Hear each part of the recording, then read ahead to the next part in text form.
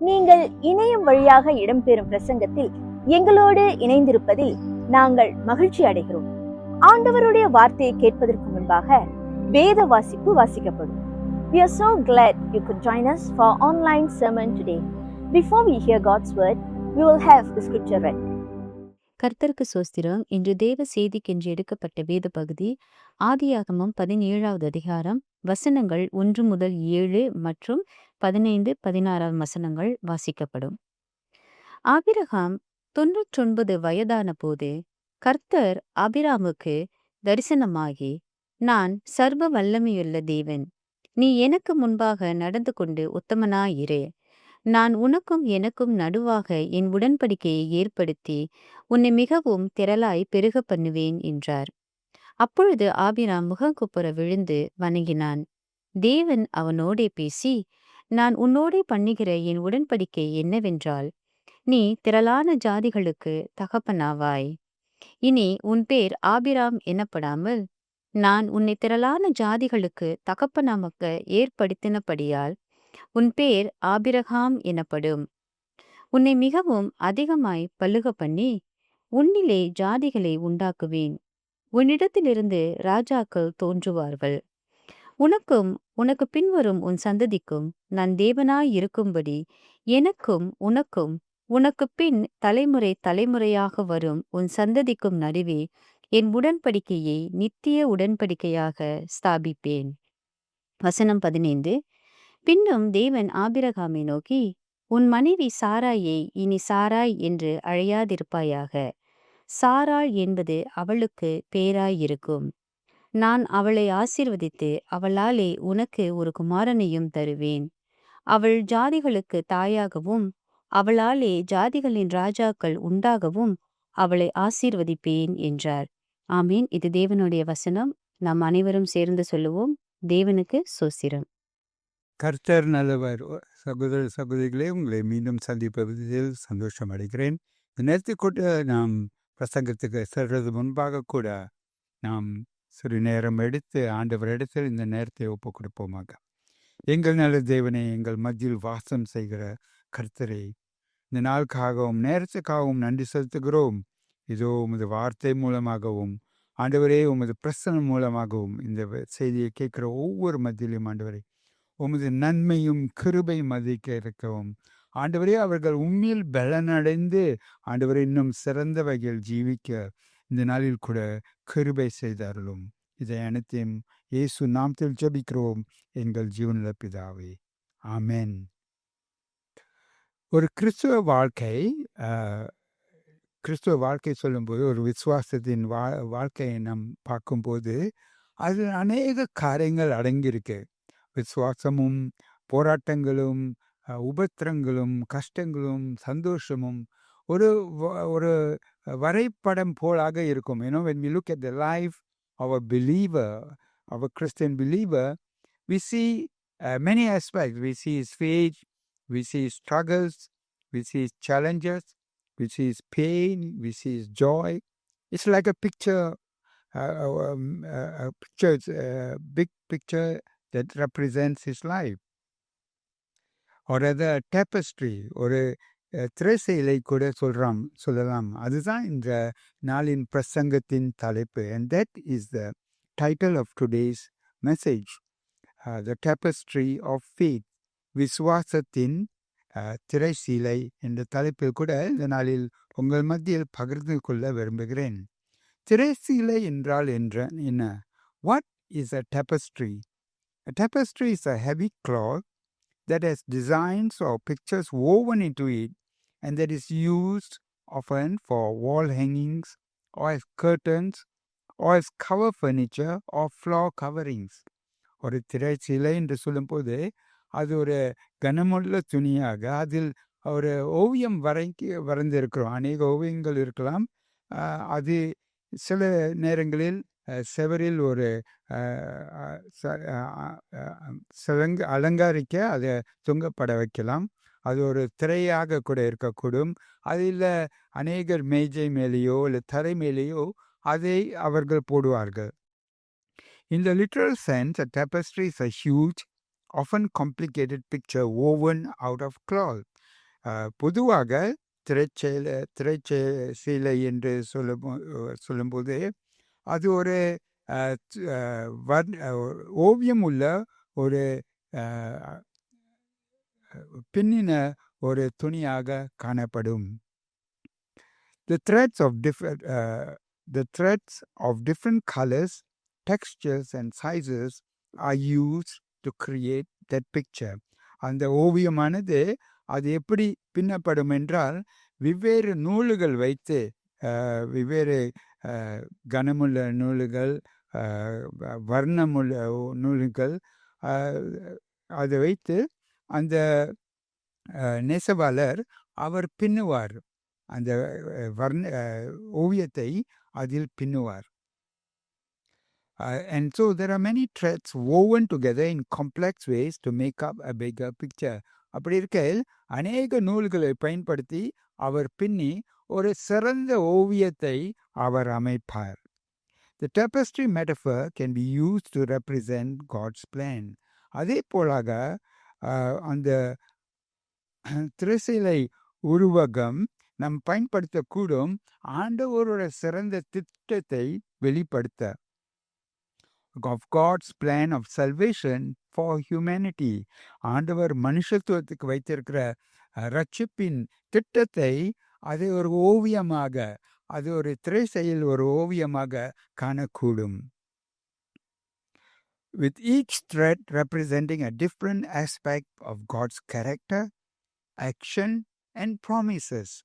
அதில் உள்ள ஒவ்வொரு நூலும் வெவ்வேறு ஆண்டவரோட குணாதிசயங்களையும் அவரோட செயல்களையும் அவரோட வாக்குறுதிகளையும் எடுத்து காட்டக்கூடிய ஒரு வரைபடமாக இருக்கக்கூடும். God is then weaving his tapestry according to a specific plan or purpose. ஆண்டவர் அவர் இந்த ஓவியத்தை இந்த திரைசீலையை அப்படி எப்படி பின்னுகிறார் என்றால் அவர் ஒரு குறிப்பிட்ட திட்டத்துக்கும் ஒரு குறிப்பிட்ட நோக்கத்துக்கும் அவர் பின்னுகிறார் என்று நம்ம அறிந்து கொள்ள கூடும். We can understand that he is weaving this to tell the narrative of his love and his glory across time. அது ஏன் அவர் பின்னுகிறார் என்றால் அவருடைய அன்பை குறித்தும் அவருடைய மகிமையை குறித்தும் அந்த காலங்கள் மூலமும் அவர் எடுத்து உரைக்க அவர் விரும்புகிறார். His promises are the unbreakable thread stretching across time from creation to eternity.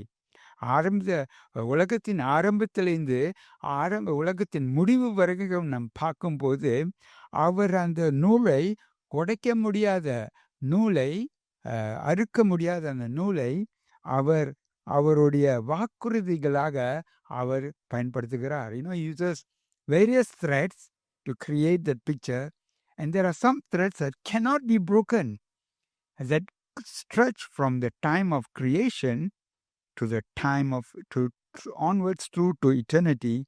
And those threads, what these threads represent are his promises, the promises of God. ஆண்டவருடைய வாக்குறுதிகள். And around these promises, God is weaving the people's lives through their faith and the nations. இந்த அவரோட வாக்குறுதிகள் உள்ள இந்த திரைகள் மத்தியில் அவர் என்ன பின்னுகிறார் என்றால் அவரோட ஜனங்களுடைய விசுவாசத்தின் வாழ்க்கையும் அந்த தேசங்களின் நடக்கிற சம்பவங்களையும் வைத்து அவர் ஒரு ஓவியத்தை பின்னுகிறார். Just as a tapestry is made of many threads that come together to form a single image, the Bible is composed of different narratives of people and events that are interconnected and contribute to a larger picture. எப்படி ஒரு திரைசீலை அதில் அநேக நூல்கள் பயன்படுத்தி அந்த நெசவர் அவர் பின்னுகிறாரோ, ஒரு உருவத்தை ஒரு ஓவியத்தை படைக்க அவர் எப்படி பின்னுகிறாரோ, அதே போலாக வேதாகமத்தில் நாம் என்ன பார்க்கிறோம் என்றால், ஆண்டவர் அநேகர் மூலமாகவும், அநேக சம்பவங்கள் மூலமாகவும் அவர் ஒரு சிறந்த ஓவியத்தை அமைக்கிறார். These biblical figures are seen as threads in God's tapestry of faith, each contributing to the overall design. இந்த வேதத்தில் காணக்கூடிய இந்த நபர்களை நாம் பார்க்கும்போது, அவர்கள் ஒவ்வொருவரும் ஒரு நூறாக நாம் காணக்கூடும்.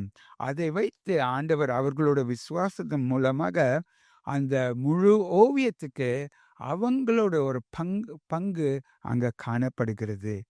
அப்படிப்பட்டவர் தான் ஒருவர் Abraham. One such figure is Abraham, whom you heard being read in today's scripture verses. இந்த நாளில் வேத வசனங்களில் அவரை குறித்து வாசிப்பதை நீங்கள் கேட்டீர்கள். His story can be found in Genesis starting from chapter 12.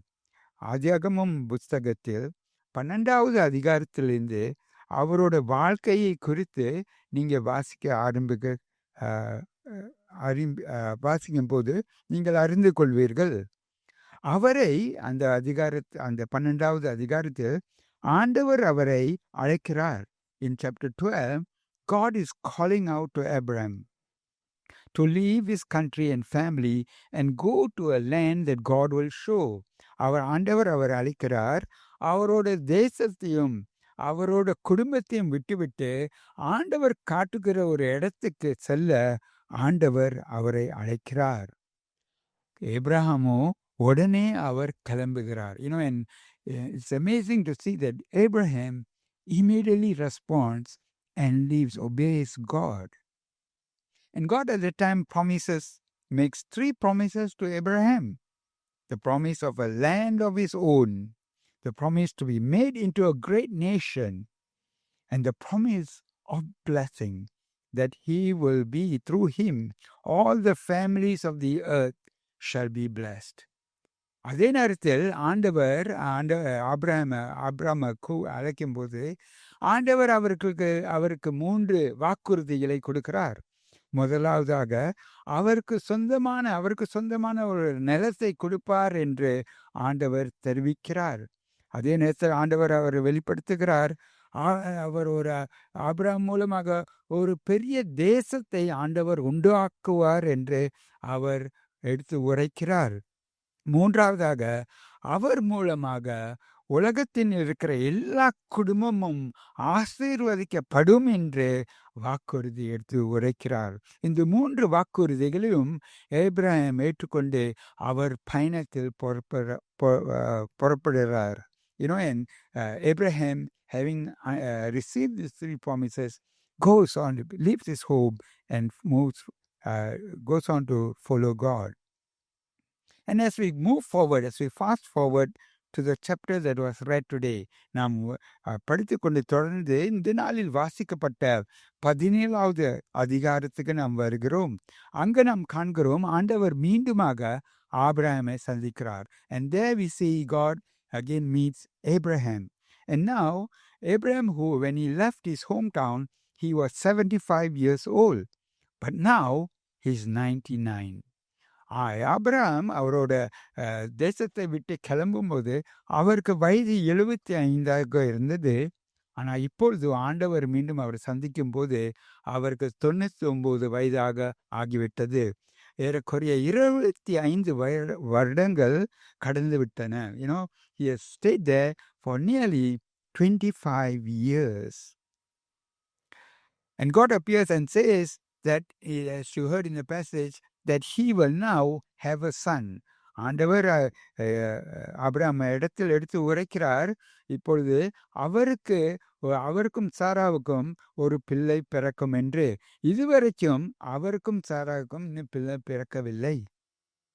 அதுக்கு ஆபிரகாமோட மறுமொழியை வாசிப்பதை நம்ம கேட்போமாக. To then, let us hear what Abraham responds in Genesis 17, verse 17. He says, Then Abraham fell on his face and laughed and said to himself, "Shall a child be born to a man who is 100 years old? Shall Sarah, who is 99 years old, bear a child?" அப்பொழுது Abraham முகங்குப்புற விழுந்து நகைத்து, 100 வயதானவனுக்கு பிள்ளை பிறக்குமோ?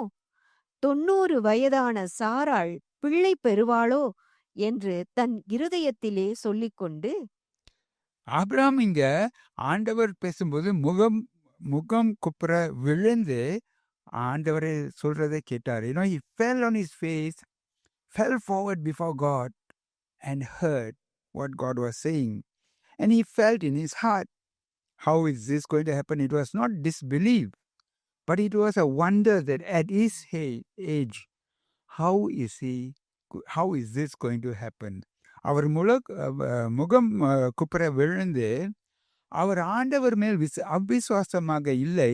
ஆனால் அவர் உள்ளத்தில் ஒரு கேள்வி, எப்படி இது நடக்க போகிறது? நான் இவ்வளவு வயதாகி விட்டேனே, இது எப்படி நடக்க போகிறது என்று அவர் நினைத்தாலும் அவர் ஆண்டவரை முழுமையாக விசுவாசித்தார். Even though he was wondering, he completely believed in God. And as we fast forward to Genesis 22, நாம் தொடர்ந்து ஆதியாகமம் 22வது அதிகாரத்துக்கு சென்றோம் என்றால், அங்க காண்கிறோம் ஆபிரகாமுக்கு ஒரு பிள்ளை பிறந்து விட்டது. ஈசாக் என்ற ஒரு மகன் பிறந்து விட்டான். In 22, we see that now Abraham has a son by the name of Isaac. And here God commands Abraham to sacrifice his son on Mount Moriah. மொரையா மலையில் ஆண்டவர் கட்டளையிடுகிறார், ஆபிரகாம் அவனுடைய மகன் ஈசாக்கை பலியாக கொடுக்கும்படி, ஆண்டவருக்கு பலியாக கொடுக்கும்படி கட்டளையிடுகிறார்.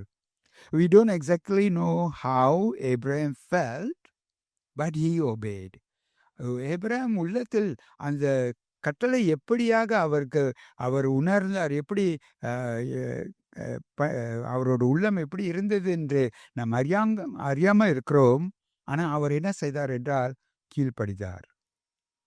Just as he was about to sacrifice his son, God helped him back. அவரோட மகனை பலியாக கொடுக்கும் போற அந்த நேரத்தில் ஆண்டவர் அவரை நிறுத்தினார். Imagine the emotion Abraham must have gone through. அந்த நேரத்தில் ஆபிரகாமோட உள்ளத்தினோட நிலைமையை நாம் சிந்தித்து பார்க்கும்போது அது வேதனையாகவும் கஷ்டமாகவும் நிச்சயமாக இருந்திருக்கும். Sacrificing his own son would have been difficult. But we learned that God never intended for Isaac to die at the hands of his father. நாம் அறிந்து கொள்கிறோம், ஆண்டவர் ஆபிரகாம் ஐசாக்கு பலியாக கொடுக்கணும் என்று ஆண்டவரோட திட்டம் அல்ல. ஆண்டவர் அது ஆபிரகாமோட விசுவாசத்தை சோதித்தார். God was just testing Abraham's faith, because God has promised that the nations will be blessed through Isaac. ஆண்டவர் வாக்குறுதி கொடுத்திருந்தார், ஈசாக் மூலமாக அநேக தேசங்கள் ஆசீர்வதிக்கப்படும் என்று. அப்படி இருக்கையில் ஆபிரகாம் அந்த ஆசீர்வாதத்தை ஆண்டவருக்கு பலியாக கொடுக்க ஆயத்தமாக இருக்கிறாரா என்று ஒரு பரீட்சை ஆண்டவர் ஆபிரகாமோட விசுவாசமையில் நடத்தினார். To see that this son who is so precious to Abraham, was Abraham willing to sacrifice his blessing for God? And that is what God was testing his faith about. In everything Abraham did in obedience by faith in God. Abraham எது செய்தாலும், ஆண்டவருக்கு எது செய்தாலும் கீழ்ப்படிந்து விசுவாசத்தில் அவர் செய்தார். He obeyed God's call to leave his home. அவர் விசுவாசத்தில் அவர் தேசத்தை விட்டு கிளம்பினார். He lived as a pilgrim in a strange land.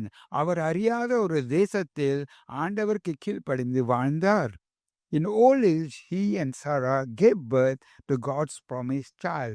வயதான வயதில் அவரும் சாராவும் அவர்கள் மத்தியில் பிள்ளை பெற்றார்கள். And by faith, he offered up that son Isaac in obedience to God's command. விசுவாசத்தில் அவரோட மகனை ஈசாக்கை ஆண்டவருக்கு பலியாக கொடுக்க அவர் ஆயத்தமாக இருந்தார். Abraham, like most of us, may have agonized over these decisions. When it was time to act, he acted. நம் போலாக, நம்முடைய வாழ்க்கை போலாக கூட ஆபிரகாமுக்கு அநேக போராட்டங்கள் இருந்திருக்கும். இந்த முடிவுகளை எடுக்க, இதை அப்படியாக கீழ்ப்படிந்து நடக்க அநேக போராட்டங்கள் இருந்திருக்கும். ஆனால் அந்த ஆண்டவருடைய கட்டளைக்கு கீழ்ப்படுகிற நேரம் வரும்போது அவர் கீழ்ப்படிந்து செய்ய வேண்டியதை அவர் செய்தார். When we discern a true call from God or we read his instructions in his word, we must act. அதே போலாக ஆண்டவர் நமக்கு ஒரு கட்டளை கொடுக்கும் போது, அல்ல அவர் வார்த்தை மூலமாக ஆண்டவர் நமக்கு சில காரியங்கள் எடுத்து உரைக்கும் போது நம்ம அதுக்கு கீழ்ப்படிந்து அது பிரகாரம் செய்வது தான் சரியான ஒரு வழியாக இருக்கும். Obedience is not optional when God commands something.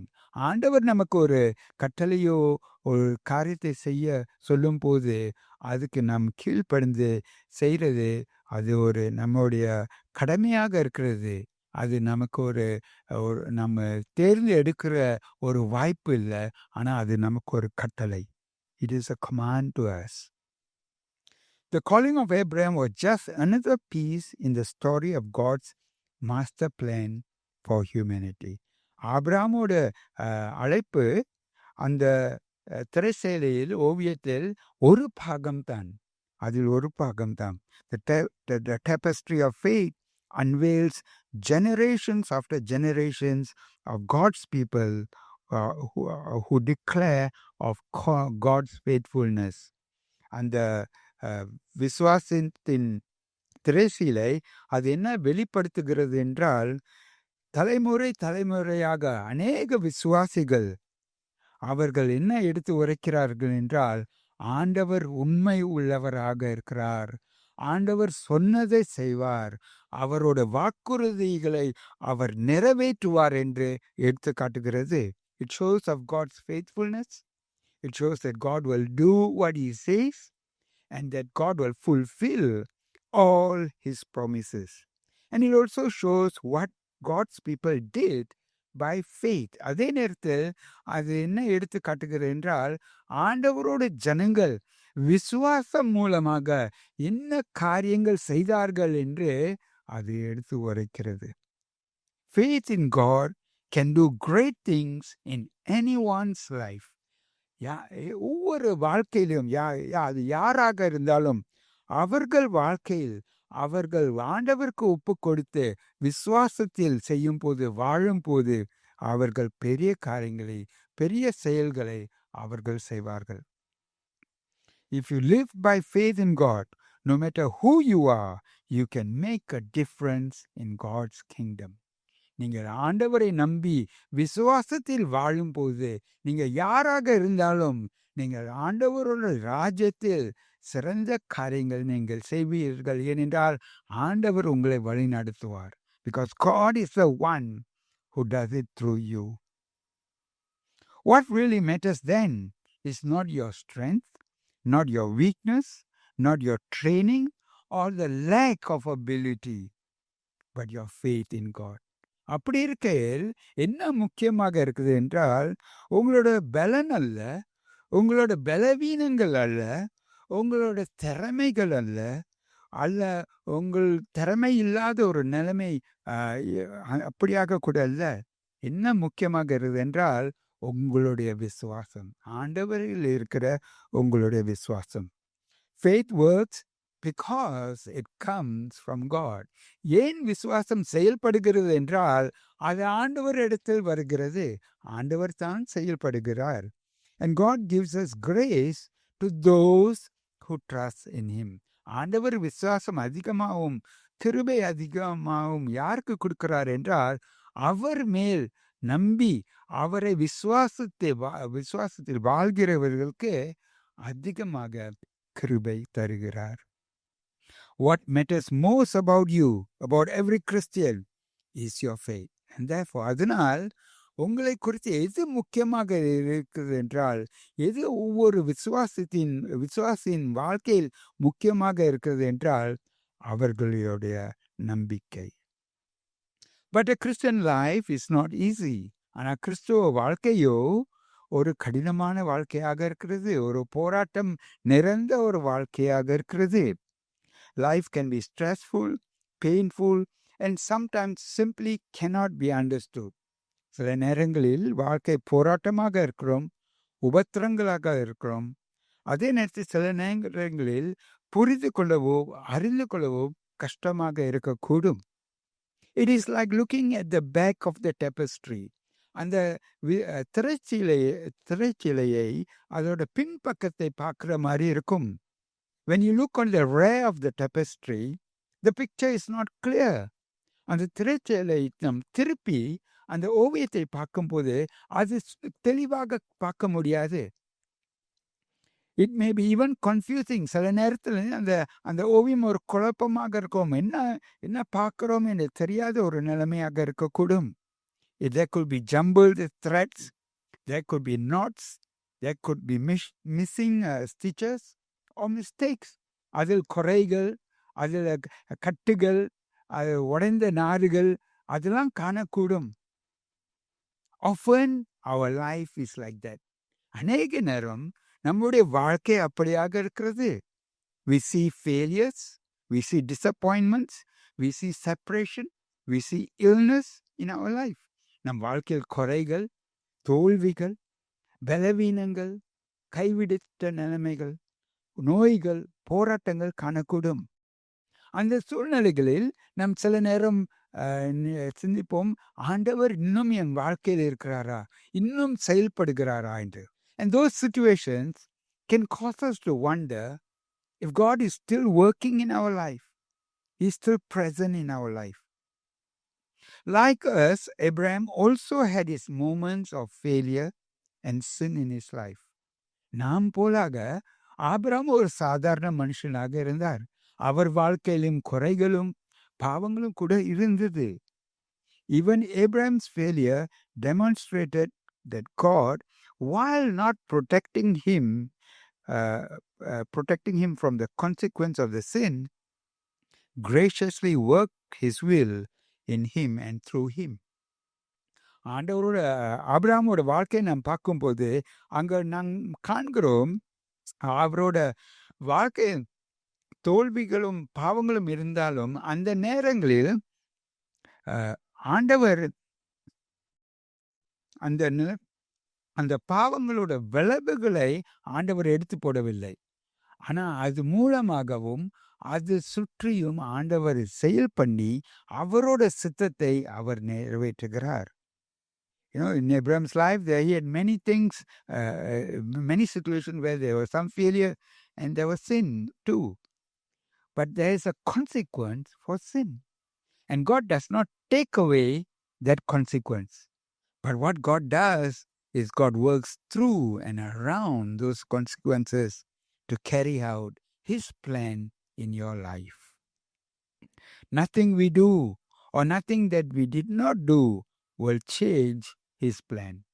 நாம் எதை செய்தாலும் அதை எதை செய்யவில்லை என்றாலும் ஆண்டவரோட திட்டத்தில் ஒரு மாற்றம் இருக்காது.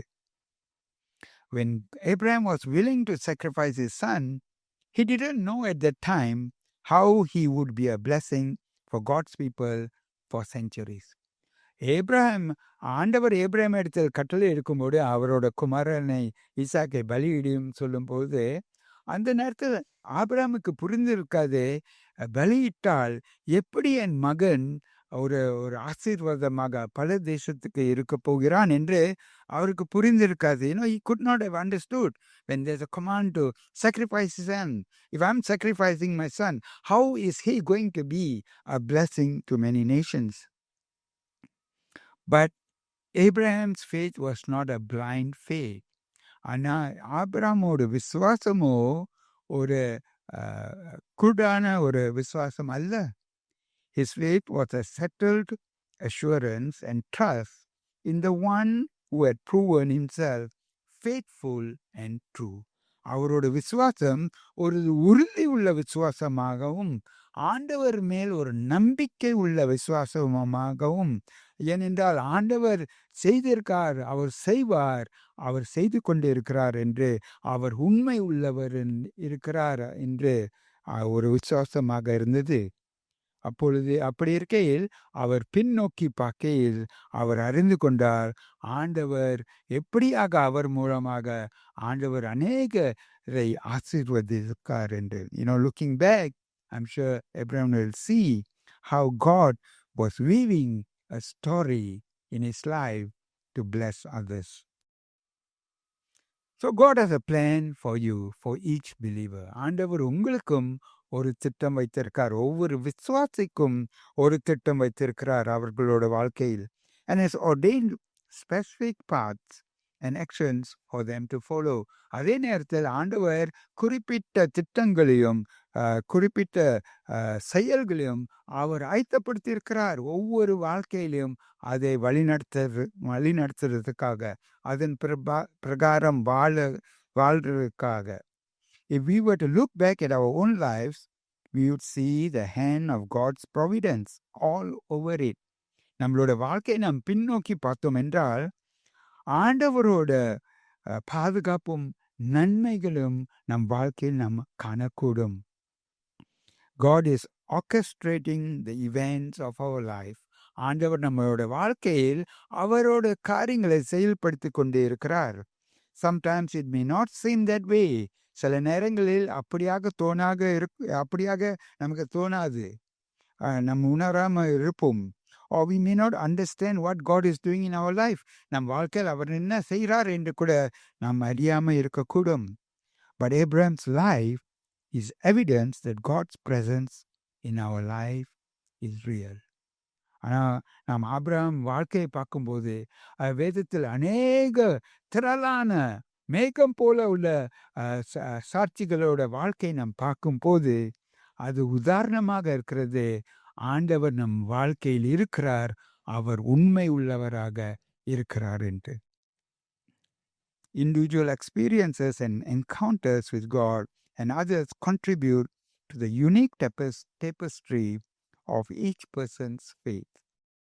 ஒவ்வொருடைய அனுபவமும் ஒவ்வொருடைய வாழ்க்கையில் நடக்கிற சம்பவங்களும் வைத்து ஆண்டவர் உங்களோட விசுவாசம் மூலமாக அவர் உங்களோட வாழ்க்கையின் ஓவியத்தை அமைக்கிறார். And as your faith matures, you will see the threads of your life in the context of the tapestry of God. உங்களோட விசுவாசம் வளரும் போது, முதிர்ச்சி அடையும் போது, நீங்கள் இன்னும் அதிகமாக உங்களோட வாழ்க்கை ஆண்டவர் அமைக்கிற அந்த ஓவியத்தில், அவர் பின்னுகிற அந்த ஓவியத்தில் உங்களோட வாழ்க்கை அங்கே காணப்படுகிறதை நீங்கள் அறிந்து கொள்வீர்கள். And so on this day, we want to encourage you. இந்த நாளில் கூட உங்களை உற்சாகப்படுத்த விரும்புகிறேன். இந்த ஆண்டவர் உங்களோடு இருக்கிறார். This God is with you and he is working in your life. உங்கள் வாழ்க்கையில் அவர் செயல் பண்ணி கொண்டே இருக்கிறார். நீங்கள் எந்த சூழ்நிலையில் இருந்தாலும் அவர் அந்த சூழ்நிலையை பயன்படுத்துகிறார். Whatever situation you are in, whatever condition you are living in, whatever struggles you are in, God is working in that situation to strengthen you and to build you and to give you a future. உங்களுக்கு ஒரு எதிர்காலம் கொடுக்க. So what should we ask? நம்முடைய கேள்வி எப்படியாக இருக்கணும்? What do we ask? Do we ask, what should I do? நான் என்ன செய்ய வேண்டும் என்று நம்ம அநேக நேரம் அப்படியாக வாழ்றதுக்கு நான் என்ன செய்ய வேண்டும் என்று கேள்விகள் எழும்பலாம். ஆனால் நம்ம மூலமாக நம்ம எதுவுமே செய்ய முடியாது. But we can't do anything. It is God who is working in us. ஆண்டவர் தான் நமக்குள் செயல்படுகிறார். அப்படி இருக்கையில் நம்ம என்ன முயற்சி பண்ண வேண்டும் என்றால், ஆண்டவரோட சத்தத்தை இன்னும் தெளிவாக கேட்க நம்ம முயற்சிகள் செய்ய வேண்டும். So what we need to do is to listen deeply to God, allowing God to speak into our lives. ஆண்டவர் அவரோட சித்தங்களையும் அவர்களோட செயல்களையும் நம் வாழ்க்கையை நிறைவேற்ற வழிநடத்த நாம் ஒப்பு கொடுக்க வேண்டும். அவரோட சத்தத்தை இன்னும் கேட்டு அவரோட அவரோட சமூகத்தில் வந்து அவரை நாட இன்னும் அதிகமாக நாட நாம் செயல்பட வேண்டும். அவரோட திட்டத்துக்கு வழி கொடுக்க நாம் ஒப்பு கொடுக்க வேண்டும். ஆபிரகாம் போலாக அவர் என்ன சொன்னாரோ அது பிரகாரம் ஜீவிக்க நம்மளோட வாழ்க்கையை நாம் தொடர்ந்து வழி நடத்த வேண்டும். நாம் ஜெபம் செய்வோமாக. Let us pray. ஆண்டவரே, இந்த நாளில் கூட ஆண்டவரே, இது எடுத்துக்காட்டுக்கிறே நீர் எங்களை ரட்சித்தது மட்டுமல்ல, ஆனால் நம்முடைய வாழ்க்கையை நீர் இன்னும் செழிப்பாக இருக்க நீ செயல்படுகிறீர். Father, today we realize that you did not just save us from condemnation, but you're working in our life to build us and to, Lord, to give us a life, a hope, a future that you have planned in a marvelous way. And we want to thank you, Lord. அதுக்காக நாங்கள் நன்றி செலுத்துகிறோம். நாம் கடந்து போகிற பாதையில் கூட ஆண்டவரே நீர் கூட வருகிறீர் என்ற அந்த கொடுத்த உறுதிக்காக நன்றி செலுத்துகிறோம். We want to, Lord, thank you for the assurance, the promise that you are with us in our journey. May I ask you to bless these people who are hearing this message. இந்த செய்தியை கேட்குற ஒவ்வொரு மத்தியிலும் ஆண்டவரே உமது ஆசீர்வாதம் நிறைந்திருக்க நான் ஜெபிக்கிறேன் ஆண்டவரே. இந்த நாளுக்காக நன்றி செலுத்துகிறேன். எல்லா ஸ்துதி கன மகிமை உமக்கே செலுத்தி நன்றி செலுத்தி ஜெபிக்கிறேன் ஜீவனுள்ள பிதாவே. ஆமென். தேவனுடைய வார்த்தையால் நீங்கள் ஆசீர்வதிக்கப்பட்டீர்கள் என நம்புகிறோம். பிரசங்கத்தை கேட்ட பிறகு உங்களுக்கு ஏதேனும் கேள்விகள் இருந்தால் அல்லது யாரிடமாவது பேச வேண்டும் என்றால் எங்கள் சபை அலுவலகத்தை தொடர்பு கொள்ளுங்கள். நீங்கள் தனிமையில் இல்லை என்றும் உங்களோடு சேர்ந்து பயணம் செய்ய நாங்கள் சபையாக முன்வருகிறோம் என்பதை நீங்கள் அறிய வேண்டும் என்று நாங்கள் விரும்புகிறோம். நீங்கள் கர்த்தருக்குள் ஒரு நபராக வளர்ச்சி அடைவதற்கு உங்களது பாதுகாப்பான இடமாக நாங்கள் இருக்க விரும்புகிறோம். இந்த வாரம் உங்களுக்கு சிறந்த வாரமாக அமையட்டும். ஆண்டவர் உங்களை ஆசீர்வதிப்பாராக. We hope you have been blessed by the word of God today. If you have any questions after hearing the sermon today, or you need somebody to talk to, please contact our church office. We would like you to know that you are not alone and that we as a church are willing to journey with you. We hope to be your safe space where you can grow in Christ as a person. We hope you have a great week. God bless you.